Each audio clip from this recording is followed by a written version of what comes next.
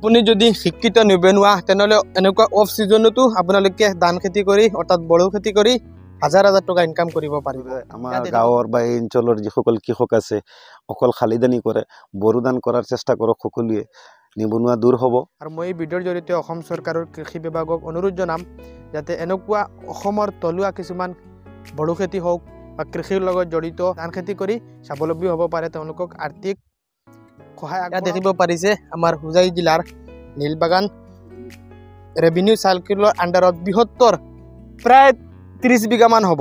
এজন অলিউৰ ৰহমান নামৰ এজন স্থানীয় যুৱকে আজি বড়ো খেতি কৰি আছে, বা বড়ো খেতি কেনেদৰে তেওঁ কৰিব, কি পৰিকল্পনা লৈ কৰিছে বা কিমান স্বাৱলম্বী হ'ব পাৰিব ইতিমধ্যে দেখিব পাৰিছে। কঠীয়াবিলাক ইতিমধ্যে উঠোৱা আৰম্ভ হৈ গৈছে আৰু কালিৰ পৰা ৰোপণ আৰম্ভ হ'ব। কি জনাব আমাৰ ৰাইজক, আচলতে আপোনাৰ মনত কি পৰিকল্পনা লৈ আজি কিমান বিঘা মাটি বা কিমান টকা খৰচ হ'ব বা কিমান লাভ হ'ব, কি পৰিকল্পনা লৈ আৰম্ভ কৰিছে? ব্যক্তিগতভাৱে আচলতে কোনো ইনকাম চ'ৰ্চ নাই, নথকাৰ কাৰণে মই এজন বেকাৰ যুৱক হিচাপে, নিবনুৱা হিচাপে মই বড়ো খেতি কৰিব আৰম্ভ কৰিছোঁ স্বাৱলম্বী হোৱাৰ কাৰণে। আৰু বিশেষকৈ মই কৃষি বিভাগৰ লগতো যোগাযোগ কৰিছোঁ, যোগাযোগ কৰিলে আজিলৈকে মই কোনো ৰেছপন্স পোৱা নাই। মোক কৃষি বিভাগে যদি অলপ পানীৰ যোগান দিয়ে মোৰ কাৰণে ভালে হ'ব, বা মোৰ খেতিৰ পদ্ধতিটো কেনেকুৱা, কি টাইপত কৰিব লাগে মই যোগাযোগ কৰিছোঁ, কিন্তু কৃষি বিভাগৰ জৰিয়তে আমাৰ দেখিবলৈ পোৱা যায় বহুতো কৃষি কৰি থকা মানুহক, কৃষকক কিছুমান ফেচিলিটি দিয়ে, সেই ফেচিলিটি আপুনি পোৱা নাই? নাই, মই ফেচিলিটি পোৱা নাই, বা মই কৃষি বিভাগৰ লগত অলৰেডি যোগাযোগ কৰিছোঁ। আমাৰ এজন কৃষি উন্নয়ন বিষয়া বৰ্তমানে দিছে উদ্দীপনা বাইদেউ, এখেতক মই 3-4 বাৰো ফোনো কৰিছোঁ, বোলে বাইদেউ আপুনি এবাৰ আহি মোৰ হেৰিখিনি চাই যাব, মই পথাৰত হাল মাৰি আছোঁ, মোক পানীৰ যোগান লাগে, কিন্তু আজিলৈকে কোনো ৰেছপন্স পোৱা নাই। বন্ধুসকল, যিহেতু বাৰিষাৰ ছিজনত এবাৰ ধান খেতি হয় আপোনালোকে চবেই জানে, কিন্তু অফ ছিজনত অৰ্থাৎ বড়ো খেতি কৰি এটা জমিতে আপুনি বছৰত 2-3 বাৰ যদি ধান খেতি কৰিব পাৰে তেতিয়াহ'লে আমাৰ দেশখন আগুৱাই যাব। অৰ্থনীতি 1 নম্বৰ মূল। যদি আপুনি এটা বিঘা মাটিত যদি বছৰত 2-3 বাৰ কৰি 20 মান কৰি ধান পায়, আৰু সেই যুৱকজনে অলিউৰ ৰহমান তেওঁৰ নাম, গোটেই জমিটো তেওঁ নিজে পানীৰ যোগান ধৰিছে, কৃষি বিভাগৰ পৰা কোনো সহায় নোলোৱাকৈ তেওঁ নিজে ব্যক্তিগতভাৱে ইয়াত দেখিব পাৰিছে। অহাকালিৰ পৰা ৰোপণ আৰম্ভ হ'ব। আচলতে এই কিমান বিঘা মাটি হ'ব ইয়াতে? ইয়াত ধৰক 20 বিঘামান হ'ব, 20 বিঘামান আৰু আছে মোৰ মাটি, কিন্তু পানীৰ যোগান নথকাৰ কাৰণে মই 20 বিঘাতে প্ৰথমতে কৰিছোঁ, আৰু কৃষি বিভাগৰ লগত যোগাযোগ কৰি আছোঁ। যদি কৃষি বিভাগে মোক পানীৰ যোগান দিয়ে মই আৰু বেছিকৈ কৰিম, নিশ্চয় সহায় কৰিব। আচলতে কিমান টকা খৰচ হ'ব অনুমানিক আপোনাৰ? মোৰ 20 বিঘাত বৰ্তমানলৈকে পানী, কঠীয়া, হাল মাৰালৈকে ধৰক 30,000 মান খৰচ হৈছে অলৰেডি। এতিয়াতো লগোৱাৰ কাম আছে, লগোৱাতে মানুহৰ হাজিৰা লাগিব, ইয়াৰ পিছত পানী সিঁচিলেতো তেল লাগিব নিশ্চয়, এইখিনি আৰু খৰচ। মুঠতে 20 বিঘা মানত 1.5 লাখ 2 লাখ খৰচ হ'ব নি? 2 লাখ মান হৈ যাব। 2 লাখ খৰচ হৈ যাব। 2 লাখ খৰচ। আৰু যদি 20 মানকে পাওঁ কিমান মান হ'ব? 20 মান কৰি হ'লেতো 20 বিঘা 400 মান হ'ব। 400 মান হ'লে 500কে বিকিলে 500 নহয়, আজিকালিতো চৰকাৰে ৰেট দিছে 1022 টকা, কিন্তু আমিতো 1022 টকা নাপাওঁ, 700-800 টকাহে পাওঁ। মুঠতে স্বাৱলম্বী হ'ব পাৰিব, আশা কৰিছোঁ, চাওক কি হয়। ইয়াত দেখিব পাৰিছে বন্ধুসকল, নিবনুৱা যদি আপুনি কৰ্ম সংস্থাপন বিচাৰি পোৱা নাই, আপোনাৰ জাগা আছে, জমিন আছে, এনেদৰে অফ ছিজনত বাৰিষাৰ ছিজন নহ'লেও আপোনালোকে যদি কৃষি বিভাগে পানীৰ যোগান দিয়ে, আৰু যদি নিদিয়ে আপুনি ব্যক্তিগতভাৱে অলিউৰ ৰহমানৰ নিচিনাকৈ এনেকৈ পানী যোগান ধৰি আপুনি খেতি কৰিব পাৰিব। অনুমানিক তেওঁ 20 বিঘামান জমি তেওঁলোকে প্ৰস্তুত কৰিছে, চাৰিওফালে দেখিব পাৰিছে। আৰু আজি ইতিমধ্যে কঠীয়া তোলোৱা হৈ আছে, আৰু অহাকালিৰ পৰা অসম চৰকাৰৰ কৃষি বিভাগক অনুৰোধ জনাম যাতে আমাৰ ৰাজ্যখনৰ চাৰিওফালে কৃষকসকলক আপোনালোকে সহায় আগবঢ়াওক, পানীৰ সহায় আগবঢ়াওক, আৰ্থিক সহায় আগবঢ়াওক, আপোনালোকে ফাইনেন্সিয়েলি তেওঁলোকক সহায় কৰক, যাতে আমাৰ ৰাজ্যৰ পৰা, আমাৰ মাটিৰ পৰা বছৰত 2-3 বাৰ যাতে এনেকুৱা ধান খেতি হয়। ইতিমধ্যে বড়ো খেতি যেনেকৈ হৈ আছে, গতিকে এই অলিউৰ ৰহমান নামৰ এই মানুহজনকো যদিও একো সহায় কৰিব নোৱাৰে, তেওঁ কৃষি বিভাগৰ পৰা তেওঁলোকক পানী যোগান দিয়া হওক।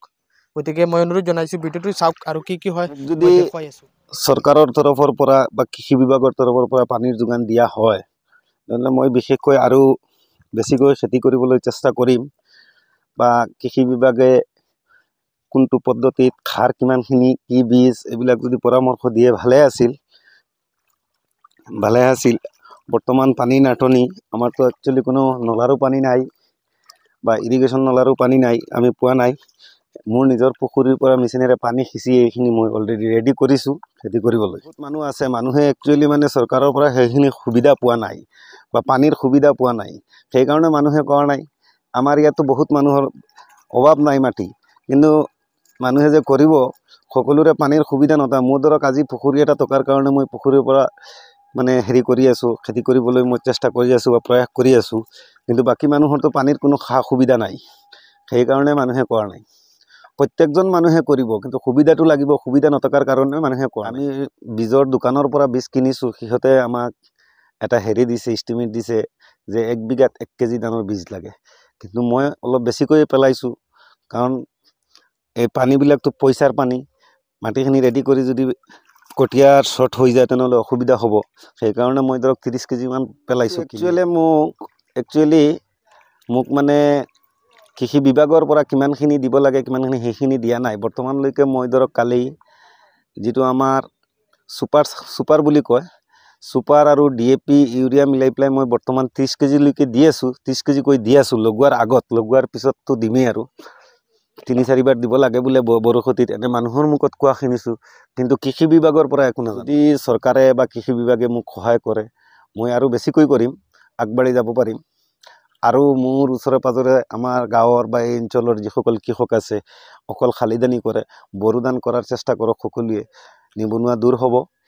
যদি আপোনাৰ জমি আছে, ঠাই আছে, তেনেহ'লে আপুনি বড়ো খেতি কৰি স্বাৱলম্বী হ'ব পাৰিব। আপুনি বছৰত অফ ছিজনত বড়ো খেতি কৰি হাজাৰ টকা ইনকাম কৰিব পাৰিব। এয়া দেখিব পাৰিছে মোৰ পিছফালে অলিউৰ ৰহমান নামৰ এজন শিক্ষিত যুৱকে চাকৰিৰ পিছফালে নদৌৰি নিজে কিবা এটা কৰাৰ চেষ্টা কৰিছে। 20 বিঘা জমিত তেওঁ নিজে পানী যোগান ধৰিছে, নিজে ৰোপণ কৰিছে, নিজে ইতিমধ্যে মানুহ লগাই কঠীয়া অহাকালিৰ পৰা ৰোপণ আৰম্ভ কৰা হ'ব। গতিকে যদি আপুনি অকল চাকৰিৰ পিছফালে নদৌৰি নিজে কিবা এটা কৰাৰ চেষ্টা কৰক। যদি আপোনাৰ জাগা আছে, এনেকুৱা বড়ো খেতি কৰিব বিচাৰে, তেনেহ'লে অলিউৰ ৰহমান নামৰ এই মানুহজনৰ সৈতে ডাইৰেক্ট কণ্টেক্ট কৰি আপুনি আইডিয়াটো ল'ব পাৰে। আইডিয়াটো লৈ তেওঁৰ সৈতে যোগাযোগ কৰি আপুনি নিজে বড়ো খেতি আৰম্ভ কৰিব পাৰে। আৰু মই এই ভিডিঅ'ৰ জৰিয়তে অসম চৰকাৰৰ কৃষি বিভাগক অনুৰোধ জনাম, যাতে এনেকুৱা অসমৰ থলুৱা কিছুমান বড়ো খেতি হওক বা কৃষিৰ লগত জড়িত খেতি কৰি স্বাৱলম্বী হ'ব পাৰে, তেওঁলোকক আৰ্থিক সহায় আগবঢ়াওক বা পানী যোগান ধৰক, বা এনেকুৱা চৰকাৰীভাৱে যিখিনি সা সুবিধা দিব লাগে সেইখিনি তেওঁলোকক দিয়া হওক, যাতে তেওঁলোকে ধান খেতি কৰি আমাৰ সমাজৰ লগতে আমাৰ দেশৰ উন্নতি কৰিব পাৰে। গতিকে ভিডিঅ'টো শ্বেয়াৰ কৰি দিব, যাতে আৰু 10জনৰ উপকৃত হয়। ধন্যবাদ।